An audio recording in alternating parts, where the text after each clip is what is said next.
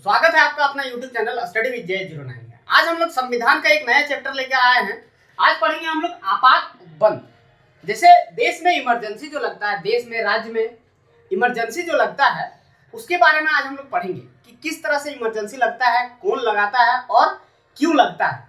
ठीक है, और आज तक कितना इमरजेंसी लग चुका है उसके बारे में भी हम लोग देखेंगे। ठीक है, तो चलिए चलते हैं आपात उपबंध की ओर। सबसे पहले देखते हैं कितने तरह का आपात होता है। ठीक है, तो सबसे पहले होता है एक राष्ट्रीय आपात।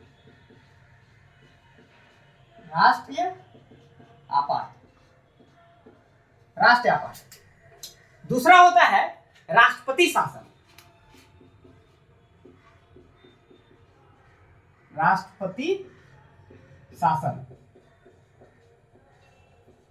इसको हम लोग राज्य आपात भी बोल सकते हैं। ठीक है, और तीसरा होता है वित्तीय आपात।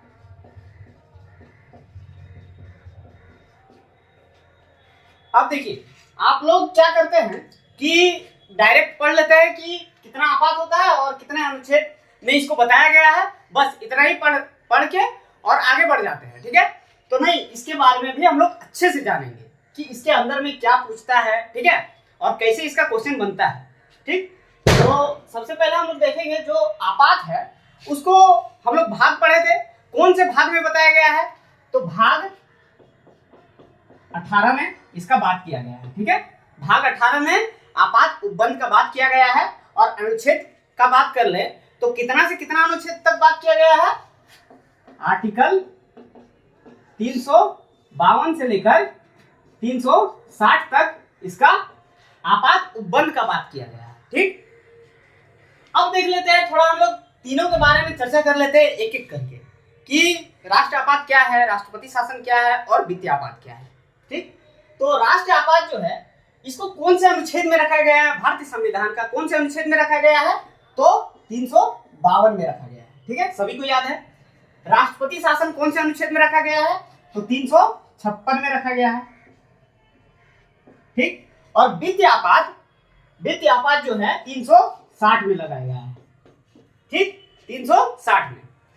देख लेते हैं हम लोग राष्ट्रीय आपात। तो राष्ट्रीय आपात अनुच्छेद 352 में बताया गया है। ठीक, तो राष्ट्रीय आपात जो है हमारे राष्ट्रपति द्वारा लगाया जाता है। तो राष्ट्रपति जो है ये डायरेक्ट नहीं बताएंगे, डायरेक्ट जो है आदेश नहीं दे देंगे कि राष्ट्रीय आपात लग गया।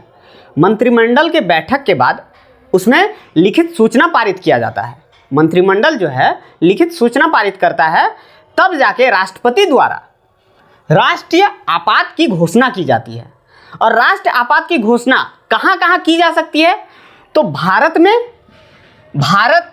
पूरे भारत में या फिर भारत के किसी हिस्से में। ठीक, भारत में चाहे भारत के किसी हिस्से में इसे राष्ट्रीय आपात लगाया जा सकता है। ठीक, अब देख लेते हैं हम लोग राष्ट्रीय आपात जो है किस किस स्थिति में राष्ट्रीय आपात लगाया जा सकता है। ठीक, तो सबसे पहले युद्ध की स्थिति में, बाह्य आक्रमण की स्थिति में, बाह्य आक्रमण मतलब बाहरी कोई आक्रमण कर दे तो बाह्य आक्रमण होता है। ठीक है, और तीसरा है सशस्त्र विद्रोह। सशस्त्र विद्रोह। ठीक, तो इन तीनों स्थिति में राष्ट्र आपात की घोषणा की जाती है। देखिए, जो सशस्त्र विद्रोह है, ये सशस्त्र विद्रोह जो है इसे पहले हम लोग आंतरिक अव्यवस्था के नाम पर जानते थे। ठीक है, इसे हम लोग पहले आंतरिक अव्यवस्था के नाम पर जानते थे। आंतरिक अव्यवस्था, आंतरिक अव्यवस्था। तो इसे चेंज करके सशस्त्र विद्रोह कर दिया गया। तो क्यों कर दिया गया इसके बारे में बात कर लेते हैं। देखिए, जब 1975 में, पहले देख लेते हैं हम लोग कि कब कब हमारे देश में राष्ट्रीय आपात लगाया गया है। तो सबसे पहले हमारे देश में 1962 में भारत चीन के युद्ध के समय, 1971 में भारत पाक के युद्ध के समय। ठीक, और 1975 में आंतरिक अव्यवस्था के कारण। ठीक है, आंतरिक अव्यवस्था के कारण।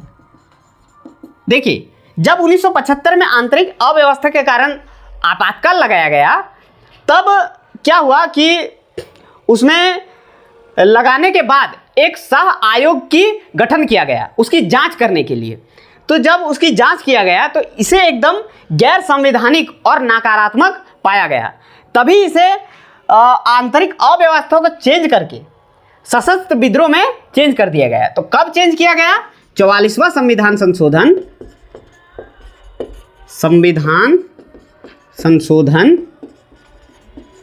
1975 को, 44वां संविधान संशोधन 1975 को आंतरिक अव्यवस्था को चेंज करके सशस्त्र विद्रोह कर दिया गया। ठीक, अब आगे देख लेते हैं। देखिए 1962 में चाइना के साथ युद्ध हो रहा था। उस टाइम हमारे देश के राष्ट्रपति कौन थे? तो राष्ट्रपति थे हमारे सर्वपल्ली राधाकृष्णन।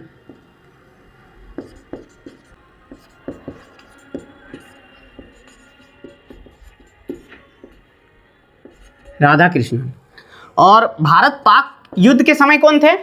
तो वीवी गिरी। और 1975 में थे फखरुद्दीन अली अहमद।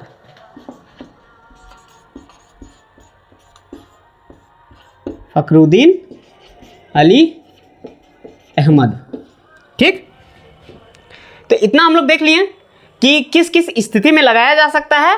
और हमारे देश में 3 बार राष्ट्र आपात की घोषणा की गई है। ठीक है, कब कब? तो 1962 में, 1971 में और 1975 में। और कैसे लगता है इसको भी देख लिए हम लोग। ठीक है, अब देखिए जब राष्ट्र आपात की घोषणा की जाती है तो राज्य के जितने भी कार्यपालिका की शक्ति होती है वो संघ के पास चली जाती है। ठीक है, और राज्य सूची के जितने भी कानून बनाने का अधिकार है वो भी संघ के पास चला जाता है। ठीक, तो आगे हम लोग देख लेते हैं। राष्ट्र आपात के बारे में हम लोग जान लिए, आगे देख लेते हो दोस्तों। राष्ट्रपति शासन कब लगता है?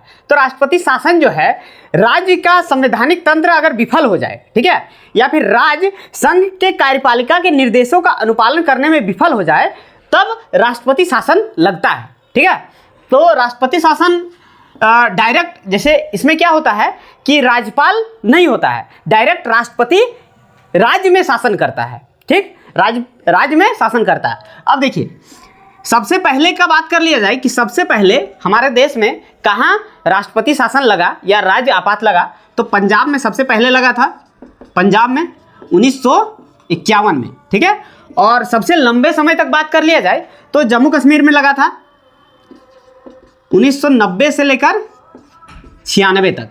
ठीक, 1990 से लेकर 96 तक। तो राष्ट्रपति शासन हम लोग याद रखेंगे, इतना ही फैक्ट जानने का है इसमें। ठीक है, आगे देख लेते हैं वित्तीय आपात। तो वित्तीय आपात क्या लगता है? देखिए देश के जो वित्तीय आपात है, वित्तीय स्थायित्व या वित्तीय साख को कभी भी खतरा हो जाए, ठीक है, तो ये सब में देश को वित्तीय में खतरा हो जाए तब वित्तीय आपात लगाया जाता है। ठीक है, और ये 360 के तहत लगाया जाता है, अनुच्छेद 360 के तहत लगाया जा सकता है। अब वित्तीय आपात के अनुसार क्या होता है, तो भारत में जितने भी कार्यरत अधिकारी हैं जिसको संचित निधि से वेतन मिलता है, संचित निधि से जिसको वेतन मिलता है उसकी वेतन में कटौती की जा सकती है। ठीक, वित्तीय आपात में। तो वित्तीय आपात आज तक हमारे देश में कभी नहीं लगा है। ठीक है, जितने भी आपात उपबंध है उसके बारे में हम लोग बहुत अच्छे से डील किए हैं। ठीक है, और शॉर्ट में डील किए हैं ताकि आप लोगों को समझ भी आए और ज़्यादा लंबा वीडियो देखने का ज़रूरत भी ना पड़े। तो अगर ये वीडियो आप लोगों को अच्छा लगा हो तो लाइक कीजिएगा, सब्सक्राइब कीजिएगा और शेयर कीजिएगा। Thank you.